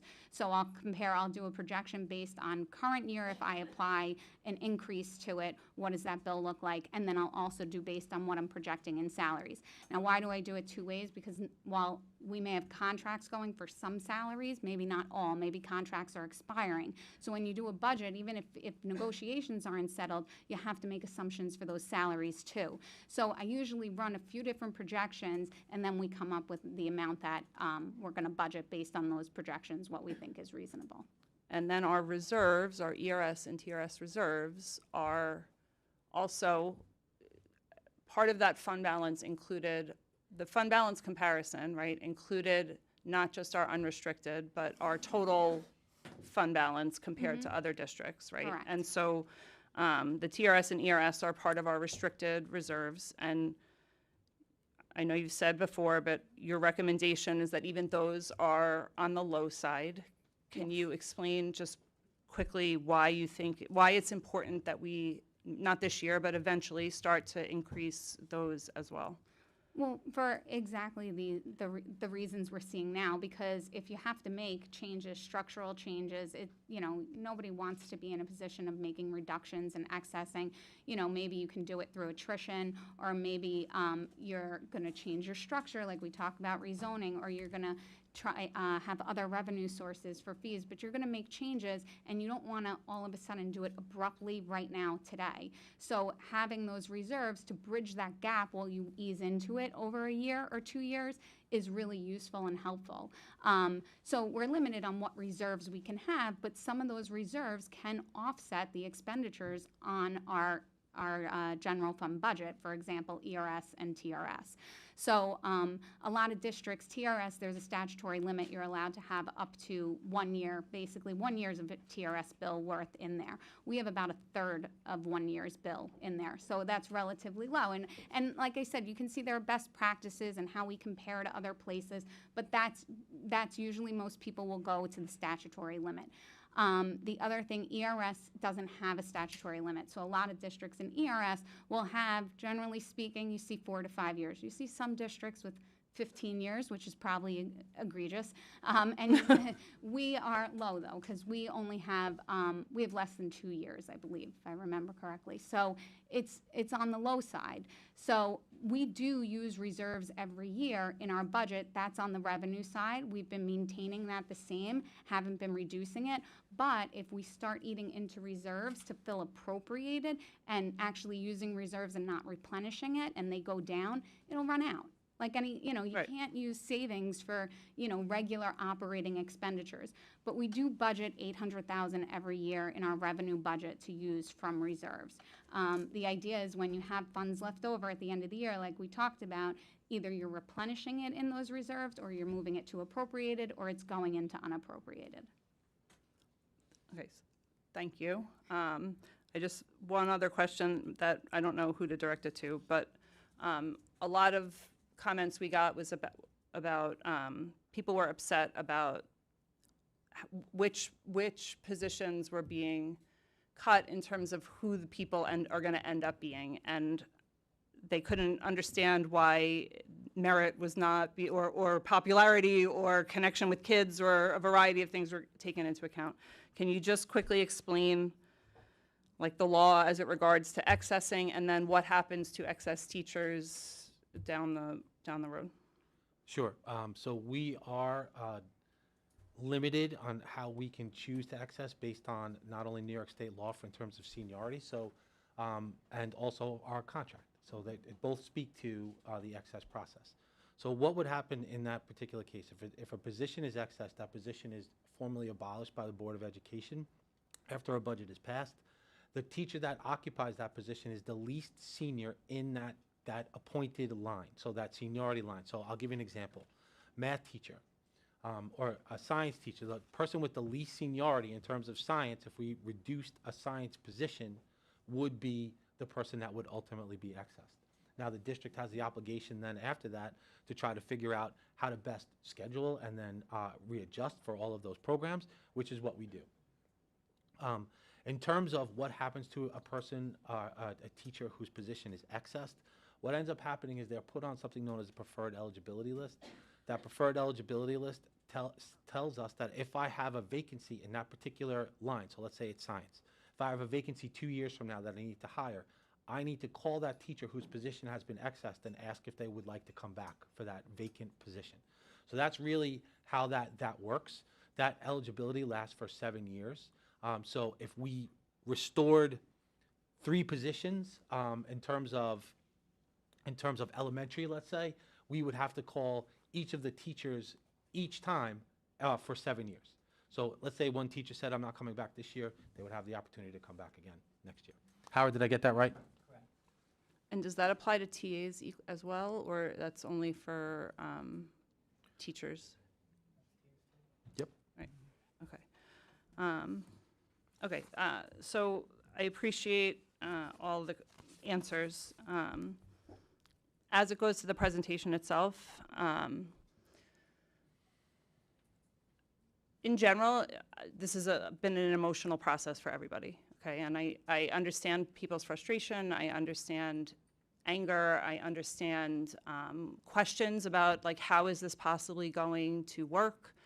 And in a sense, I don't blame anyone for having an emotional reaction, but I think, so when I first ran for the board at the candidate forum, I was asked about like lessons we could learn from COVID. And I just remember that question because I remember that, to me, one of the worst parts about COVID was watching this district like tear each other apart over all the decisions that were being made. And I feel like a lot of trust broke down in that moment on multiple sides. And I truly feel like the same thing is happening now, okay? And I know many people have already made up their mind on why this is either right or wrong or what have you. But what I am asking is that we at least try to recognize that we're all trying to accomplish the same goal, which is provide an education for kids that they deserve. And that doesn't just mean necessarily like what they're learning in English or social studies. It also means the totality of their experience, which is clubs and sports and drama and music and all the things that go into a district, okay? It also means all of the support staff. Like we've had comments like, well, let's look at the custodial line. Why don't we cut there? And why don't we cut administrators? Why don't we cut assistant coaches? I think when we're making all these really tough choices, okay, it's not that we don't care about kids or that we don't care about the teachers who are losing their job, but we're really trying to weigh all of the different ways that this could go, okay, and also recognize that we are currently in a model that we are not going to be able to sustain. And we have to cut at least $3 million, okay? And if we don't cut more than that, we are going to be back in this room next year, okay, having the same conversations because we are providing ourselves no cushion to go forward, okay? I also don't believe that we should pierce the tax cap at this point. I think we have to. Is it going to take an adjustment? It absolutely is going to be an adjustment. And might there be a time next year where we say, you know what, this really isn't working how we thought it was and we need to reassess? Yes. But I think there hasn't been enough nuance in the discussion to date, and we've been looking at individual things instead of looking at the totality of the picture. And so things like rezoning, like absolutely, we need to look at a way to make our elementary buildings function more efficiently and effectively, right? But to throw in a plan now when we know our transportation and costs are going to significantly increase, and changing our distribution will require increased transportation needs. It just does not seem to be a smart, responsible decision in the moment. Does that mean we're not going to consider it? No, we absolutely need to consider it. We absolutely need to consider more ways to build revenue. Like that's an imperative, but that's not going to solve the problem today. It's something we have to build for the future. Like, ideally, I would love to create an endowment. I mean, like, if we want to talk about really getting ourselves out of this mess and this year-to-year, like, people in the community have volunteered to be part of a fundraising solution. Like, we cannot fundraise. We are not, as a district, allowed to fundraise. But building something like endowment structure or coming up, like, that would free us from a lot of these conversations and really allow us to make decisions that are best for kids, okay? But those are not today solutions. Cutting the IB program, also, should we evaluate it? Yes. Should we evaluate it based on gathered data? Yes. Should we get the opinions of the teachers teaching the courses? Yes. Like, ironically, AP is now offering what they're calling their capstone program, which is effectively the IB's TOK and extended essay, because they recognize that there is real value there. So that has to be a larger discussion, though. And AP does not offer theater. It does not offer film. It does not offer dance, all of which are courses that our kids have pushed for and really enjoy. So, like, my point is, there are a lot further conversations that have to be had. But in the moment, we're in a really hard situation, and we have to make a really hard decision, and that's not because we don't value teachers. And I know teachers feel like they're expendable in this process, and that is absolutely far from the case. But I don't know how we get ourselves to the other side of this in a way that we're not going to be facing this year over year if we're not making some really hard choices now. So I don't support piercing the cap. I absolutely think we need an AP superintendent of curriculum. I don't know how a school district preserves the fidelity of its educational system without that position. I do think we need to continue to look at creative ways to solve the problem. If money becomes available and we can add more staff back in as needed, absolutely, we should think about it. But for now, that's kind of my take.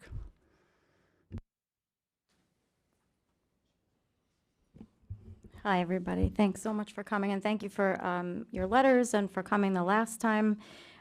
Really wanted to take everything in and, really try to be a little creative. I think that's where I'm at right now. Balancing the budget means a balance of burden at this point, and it's like I want the burden to be the least for the students. I think that we have a plan here, recommendation that has burdens to pretty much everybody. I recognize, too, the slide that hit me the most the last time was it seemed heavy on the teachers and light other places. And I think that that's kind of where I started forming my own personal opinions about what else could we do just to make sure we preserve the classroom experience the most, preserve the experience for the kids, preserve as many people as possible. I said some of those things the last time. Very quick one, just jumping off of the IB conversation. We created board goals in the last several years, and we have curriculum review, and we've been looking at ELA, math, science, social studies. I would propose looking at programs, as part of the curriculum review. That's what we should be doing. We should be doing that on an ongoing basis, look at our data. We do look at data. We look at test scores. We look at success rates and things like that. But people have strong opinions about this, and I think some of it is education. Some of it is that their students might not be there yet, might not have had the experience, maybe they haven't gone through a college process. We have people who have gone through the college process and still have a varied opinion about it. So to be fair and run things well, I think a curricular review on that is warranted. I do not think it is the right time to unearth the philosophy of the district, change things for teachers. We're already putting burdens on more people, like I said. So it's just a side note on IB. It would take a lot for me to want to pierce the cap for a few reasons. A, I want the budget to pass. I think that piercing the cap brings out a lot of, strong opinions by taxpayers, and they should. Their taxes go up every year, and it's expensive to live here. So I definitely don't want all of this burden shifting to our taxpayers. Like I said, I want to balance it as best as possible. And before I'd want to do that, that doesn't mean I feel like I'm comfortable with all of the accessing proposed either. So a couple of questions to start about staffing. I know that we had extended, or you would extend retirements. We had accepted retirements. We had extended the deadline. Could you talk to if 5 more people wanted to retire, that's still an option. We still could have attrition possible. That's not closed off at this point or deadlined? No, I think we're open to continue retirements up until the end of the year. Okay. We will have to close the budget eventually and make staffing decisions. So if there are any unit members in any of our units that wish to retire, we would certainly, consider those retirements and accept them, and then whatever incentive was offered to that particular unit would be offered to them. Okay. Have we considered or offered any part-time opportunities to teachers? So we have some, teachers that are in different stages of life, and I can even think about when you're raising young children, part-time opportunities are an advantage at some stages of life, and I'm wondering about job sharing opportunities, part-time, people reducing their hours. If it's convenient for them and it helps us share positions and do less reductions, is that a possibility? That's something we would have to talk, especially for teachers or teacher assistants, we would have to talk to the Teachers Association to kind of work out what the potential details with that would look like. In terms of part-time, we did propose reductions of most of our part-time positions for next year. That doesn't mean that we may not, an enrollment changes or something changes in terms of scheduling, that we might not need a part-time position. But in terms of job sharing, I don't believe we have anything currently that would talk about a job sharing, so that would be a conversation for an association on how that might work out. Okay, I would pursue that. And another question I had is about permanent subs, because we haven't really talked about them. So over the years, each building's gotten like kind of a small pool of permanent subs. And I years ago asked the question of, why don't we have like a district permanent sub pool that we deploy to whatever school needs it for the day? We have taken on permanent subs in every building, and I'm curious because it just hasn't come up. What's our current permanent sub situation, and are we still having those people, like a certain amount in every school, or do we have the pool? We are very, very light on permanent subs. Okay. That's probably an understatement. Okay. We do not have enough permanent subs. So what I mean by that is, number one, we have instituted out of necessity this year. We have allocated a certain amount of permanent subs for each building. Sometimes we're able to fill those because the candidates are readily available. Sometimes they're not as readily available. Sometimes we'll hire some perm subs and they leave for a full-time job that they might get in another district, or they take a leave. Right? So sometimes we have a permanent sub that might take, there might be a maternity leave in the building, that permanent sub transitions into that leave replacement. That happens all the time. So there are lots of changes in terms of permanent substitutes. We have been struggling to maintain our permanent sub levels. That is absolutely true. So out of necessity, our building principals have tried to share our permanent subs more readily. But that is not, they're not considered a pool of subs, if that's what you mean, okay? Yeah, District-wide. and I don't want it to go the other way. I think that's why I'm asking the question, because I know traditionally we've had a hard time getting day subs as well because of rate of pay. And I don't, with all the decisions we make, we don't want to cut off our nose to spite our face. So it's, we haven't talked about it, so I just wasn't sure, where we were on having enough people to cover the positions. We, God forbid, we get the flu and we lose lots of people in a day, and we need to staff. And again, to Janet's point, make sure everybody's having the right experience. One thing I don't think I'm still feeling as, confident in is what else we can do, what's out of the box that we can increase in terms of ideas, because some things revenue generating can't all be done right now. I do understand that, but there are things I think we can do or can look at right now. So I just have questions about that mostly tonight. Again, trying to avoid cutting as many positions as possible. When it comes to adult ed, can we offer more? Can we offer night classes, language classes, GRE programs? Can we invite people from other towns, or our marketing or advertising expanding? That's a question I have. I worked at Malloy.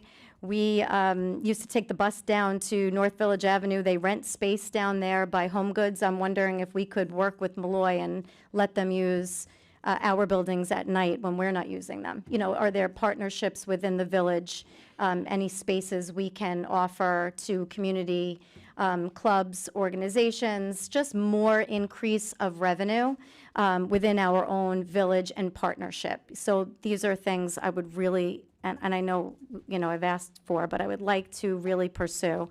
In terms of things that we do well and maybe could, expand offerings to non-residents and even maybe at a different rate than residents.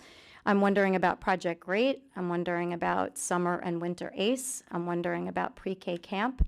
Can we bring in more students to these programs from out of district that pay a different rate? Marie, thank you for explaining. So I know we used to have names for programs, so it is confusing, and I think that was a great question, clarifying question. So I would say, it sounds like we're running these programs with Fidelity. Is there any more ways we can model our own great programs and invite more out-of-district students in? That's really where RISE started when I was on this board and RISE came in. It was not just about keeping our own students in district, and it's a beautiful program, it's an amazing program. It's a model program. And if there's other students in other districts that can come here and we can service them and make them part of our family, and it helps us balance our budget and bring in more teachers and keep more people, it's a home run for us. I want to just commend you on preserving these amazing programs. And I appreciate you, and I appreciate what you've done. And I just want you to know that I think we could take this as a model and expand it. I would ask the same question of Twilight. That's a new program that we have. Can we expand that to out-of-district students as well? So that's another question I have. On the superintendent level, and just thinking about BOCES, I'm wondering what the conversation looks like with other districts, because as been mentioned here, many of them are piercing the cap. But if you talk to superintendents, and I have friends that are superintendents in many places, the general consensus is that everybody's going to go through this at some point, so it's about how to make the most digestible plan for your community. I think that's why some people, I would never judge, some people choose to pierce the cap, some people go about it different ways. It seems like we have a combination of things happening here, but it makes me wonder what we can do with other districts better, because there's athletics, there's transportation, there's PD, there's CTE courses. You know, if we're all truly in this boat or going to be in the same boat at some point, what's happening at the kind of highest level to have conversations and say, what can we do to help each other here? You know, these things are not sustainable if you live 30 miles apart, but we have quadrants and we have partnerships. So I would like to, you know, exhaust that. Janet did mention something I have written down as well. I'm a fundraiser. That's what I do. Everybody says I'm an educator, and thank you for that, but I work in higher education. I actually work in advancement. It's amazing how much money we bring into higher education for students. Yes, sometimes it goes to buildings and facilities, but scholarships and students is exactly why I do what I do. But fundraising is tricky since we can't do it, but if we had dedicated resources on our alumni network and somebody who could, I don't know if it's, you know, working with somebody externally, but running Giving Day campaigns or annual campaigns, or it does make a difference. It's not, again, maybe not going to solve the problem right this moment, but I have to think not just for now, but sustainability. And it is something that we should be doing. We have such a strong sense of community here. And our Southside alumni are so proud, and we want to keep them proud. So keeping them involved with our current students and with what we're doing, I think, is really important. Again, not wanting to shift all the burden to donors, but I think that donors can play a really big role in making a community sustainable. I think we do have to keep our eye on the long-term considerations, like we've talked about the rezonings or class balancing or you know, looking at our schools. I want to make sure students have, again, their neighborhood school experience I know is really important. I hope to preserve it. But I think the time to start all of that is now, and I know you recognize that. So I just want to thank you for that. So these are kind of, I know I threw a lot out at you. You could tell where my head is at and my heart is at, and it's about what else can we do? That's really what I just keep coming back to. And I understand that there's going to be some hard choices and decisions, and you know, we're going to have to get through it, and we will. But I want to do it in the best possible way, meaningful way, and strategic way possible. So that's my comments. Thank you. I'm going to just start by answering the questions that were asked of the board. Regarding curriculum leadership, I do not support reductions at the curriculum level. I think if anything, this is an area that requires strengthening in the district, not weakening. We are a school district, and curriculum is at the core of all of the work that we do. With regards to the fund balance, I do not support a budget approach that maximizes the use of fund balance. I support a more measured incremental approach, maybe a 3-year plan to get to 4.0 that preserves stability and gives us more money to spend now, as we have quite a deficit. With regards to FLES, I do not support the changes to FLES. The model that we're currently running already does not meet the standards set by New York State Association for Language Teachers. Effective FLES programs include classes that meet at least 2 times a week minimum, which does not apply to us as our weeks or 6-day cycles. Reducing to 1 time a cycle, which is again is once every 6 days, is well under the recommendations for an effective program. And if we're not going to do it right, why bother doing it at all? Piercing the cap. I do not support piercing the cap. I don't think this solves any of our problems. It only makes it easier to continue with the systemic issues that contributed to this gap. With regards to IB, if we are serious about fiscal responsibility, then we need to be willing to have a candid conversation about the IB program. Between program fees and administrative costs, which includes part of the salary of 1 assistant principal at the high school, we are approaching approximately $500,000 a year annually on this program. That's a substantial investment for a program that is not delivering results at the level expected. Only 68% of the students in the class of 2025 passed their IB exams. The overwhelming majority of our scores were below the global average, and I do not want to hear more students take the exams than other schools. That is not true. Most school districts in Nassau County have open enrollment and have large percentages of their kids taking AP or IB classes. I also feel very strongly that all kids can learn and all kids can do well when they are enrolled in courses that are aligned with their zone of proximal development. And I am also sick of hearing that we have different population than other districts. Poverty is not a learning disability. Of the 256 students who graduated in 2025, only 47 earned the IB diploma, which is a 10% decrease from 2023. That data shows us that the overwhelming majority of our students are not pursuing the diploma program. They pick and choose IB classes, mostly because those are the only classes available to them, which is more aligned with AP, where you pick and choose the classes you want to take. So I do not support continuing IB, and I would fully support a conversation about a transition to AP, obviously understanding that our juniors have already begun the IB process and should have the opportunity to fulfill that. But for our lower grades, I do think we have to look at this. To me, it's not worth $500,000.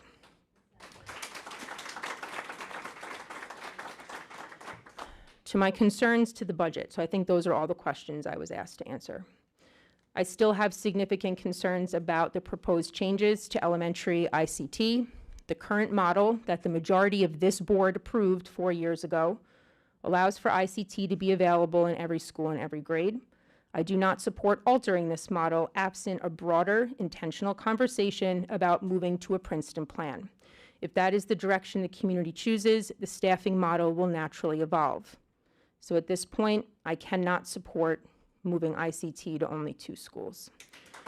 For teaching assistants, I understand that we may be overstaffed in that area. However, I'm concerned about the number of reductions, particularly at the elementary level. We cannot dismantle the structures that support student learning around literacy and math, particularly those this administration has implemented and championed, and this entire board approved, without a clear and credible plan for maintaining program quality. While Tier 2 and Tier 3 instruction may not be impacted as significantly, according to your staff, removing TAs will impact the efficacy of the model for Tier 1 instruction in both literacy and math. And for those in the audience, to just give you an explanation, Tier 1 instruction is the core instruction provided to all students. It serves 100% of students in the classroom.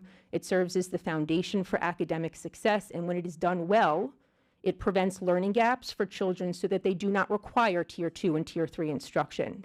So absent researched, grounded Tier 1 instruction, we are setting many of our students up for failure. There is no way that you can run a station teaching model with fidelity without support staff. And if you say you can, I personally would like the opportunity to observe this model in a kindergarten class with 25 students and one teacher working with one group while 4 groups work independently. Please let me know when I can come in to see that. Solutions. I don't have a ton of solutions. I mean, I understand we have to close a $3 million gap, and that is going to require cuts, and that is unfortunate. I am concerned about going above and beyond that. I think we need to be looking more aggressively at non-instructional areas for reductions, particularly in transportation. At the secondary level, many of our buses are running under capacity as many students opt not to take the bus. This is not a geographically large district, and I would support a referendum at the budget vote to increase mileage limits to qualify for transportation for both public and private school. I understand we cannot make that change in the moment and may not help impact next year's budget, but it certainly would be something that would help us in the future, and I do think it's an ask worth asking. I mean, in summary, this budget closes the gap and then some. I don't think it's a fix. I think it's a Band-Aid, and I really fear we're going to be right back in this situation, if not next year, the year after. We do run a very expensive gen ed model, and I think we need to scrutinize that model and evaluate every single program that we run to ensure that they serve the students' needs. You know, I understand the priority right now is to draft a balanced budget, but I really think we need to be having these alternate conversations as well simultaneously. We should have already formed an advisory committee to gather input, really just around developing a more sustainable plan for the district. The budget as it stands right now, I don't know that I can support it because I'm very, very concerned about the elementary level. I'm concerned about what it is going to do to those students. And you can say that we're not cutting program, but you are altering program to the extent that I just don't think that they can run well. And that's really how I feel right now. Thank you. As I stated at the last meeting, and I'll state it again here publicly, everyone up here cares about our students, everyone up here, to my right and to my left. And we might get there and have different solutions in terms of our opinions on how we're going to get there. And that's okay. That's what these discussions are for. But I don't want to ever think that for anyone in this room, that anyone sitting up to my right or up to my left does not care about what's best for kids. Again, we might have differing opinions about that, but I really feel the need to state that first. What I was asked, or what the board was asked to give direction to Mr. Gavin right now, as far as I know, because you need direction tonight to prepare the budget for April 16th. So I am a no to proposing piercing the cap. I'm a yes to keeping the assistant superintendent for curriculum instruction salary line in the budget. I'm a yes to all of your proposed recommendations that you gave tonight, and I'm a yes to fully funding the fund balance, including that recommendation. Is there anything else that you need from me or any of the board members to give direction that you are unclear about tonight? I just want to make sure that we did propose putting 3 positions back into the budget, so that was one of the proposed changes that we saw based on enrollment. Is the board comfortable with those 3 positions going back into the budget? Yes, I am. I don't want to. Okay. Do you need any other direction from the majority of the board tonight or any further questions? I think we. Just to be clear. Yeah, I think we've gotten a consensus that the assistant superintendent reduction is not one that the board wants to consider, so that's clear. I think that we have a clear consensus from the board that we are not in favor of, at this point, trying to raise the cap or exceed the cap level. I think we have that. I think we also have a clear consensus about the other proposed reductions. So absent the changes of the 3, I just want to make sure we're good to go on the other proposed reductions. So you'll be prepared to have the budget prepared for the April 16th meeting? Yes. Ms. Rehak, yes? Yes. Any other comments or questions from board members? Okay, turning to policy, and April 16th will be the budget hearing. Policies at stage 2 currently, we have the District Wellness Committee policy. At the last meeting, this came up. Mr. Gavin, we asked you to review this again with Mr. McGuire. Yep. I believe he has a prepared statement. Yep. So for the placement program for interscholastic, excuse me, Sorry, District Wellness. District Wellness, Not- sorry. 5661. Let's speak to 7420 first, my apologies. Placement program for interscholastic athletics.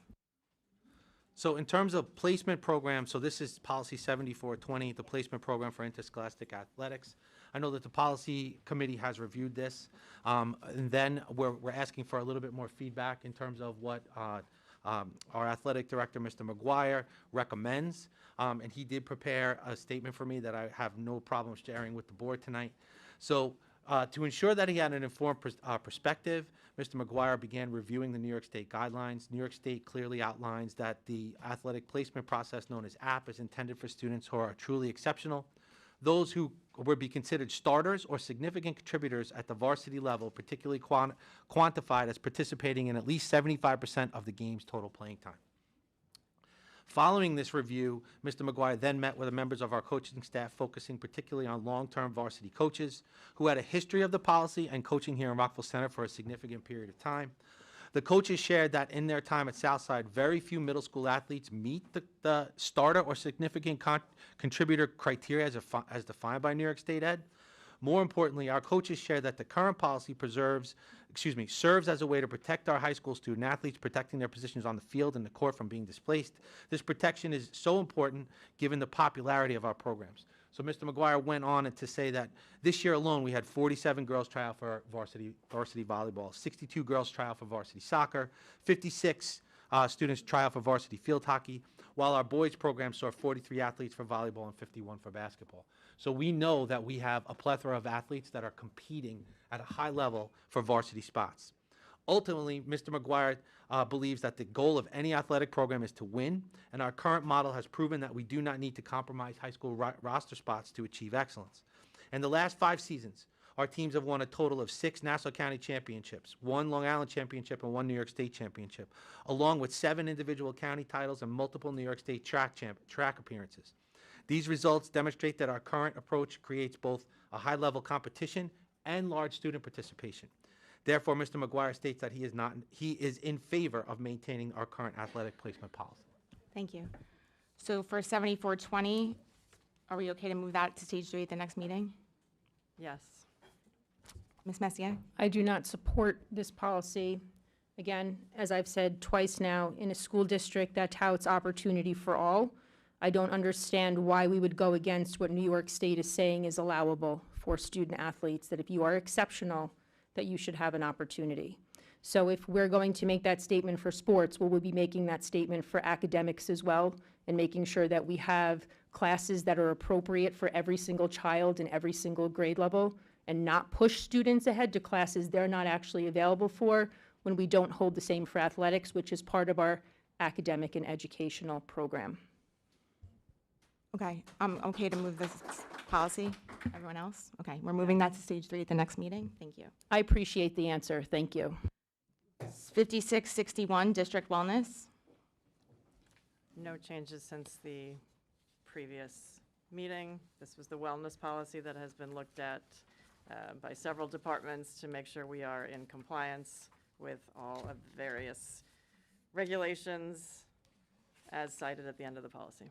Thank you. Okay to move this as well? Yep. Okay, Ms. Celebrity, got that? All right. Currently at stage 3, we have 5331 allocation of Title I Part A funds in the district. Okay to move this to approval at the next meeting? Yes.